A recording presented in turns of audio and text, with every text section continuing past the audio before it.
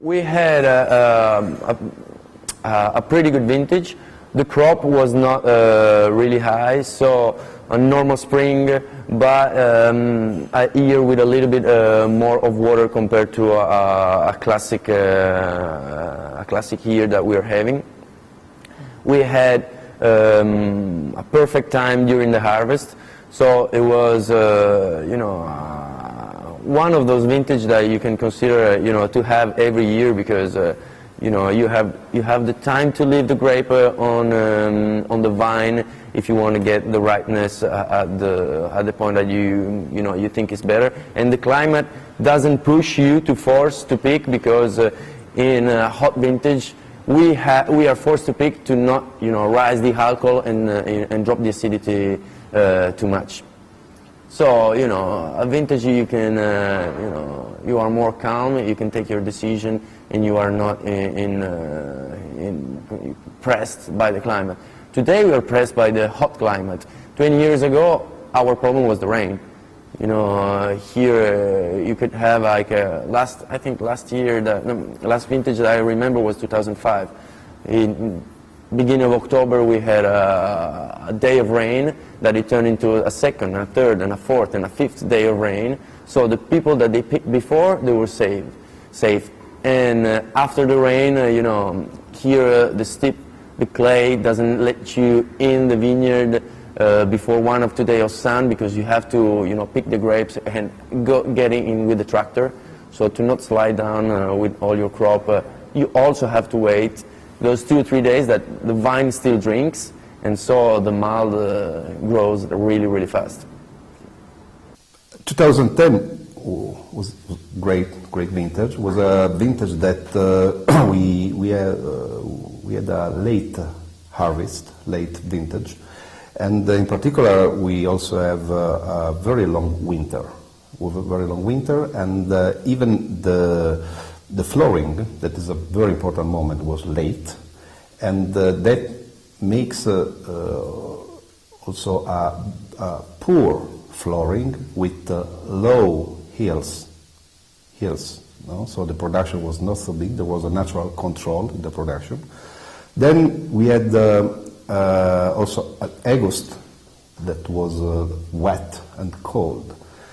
Fortunately, we had an amazing September and October. And you know that September, October, those are 2 months that are so important, because it's the picking moment. And during this period we had hot weather and very cold night. So we had a perfect excursion, night and day, that was great for the ripeness of the polyphenol of the tannin. The result in the glass is that this is great vintage. We can consider great vintage with also tannin, but some of smooth, and in particular wine that is possible to keep for many years, like many great vintage. Well, I think it was a very, very good vintage for Barolo, and at least for our area, at least for our vineyards, the vineyards of our family. It was, I think it's a typical great vintage for Nebbiolo grape variety. Not too cold, not too humid, but not over hot, not too warm, not with a drought, as we have been seeing since quite a few years. It was a vintage that was late to be harvested, or at least we decided to harvest a little later, because the weather at the end of July, beginning of August was quite cool, and for some reason the ripening process was slightly delayed. But we were very lucky that in the month of October the weather was good enough to allow us to prolong the ripening season. And I think that the wines are surprisingly great. Surprisingly, because up to a few months ago we thought that it was good, but not that great as it came up in the last 6 or 7 months. It's very floral.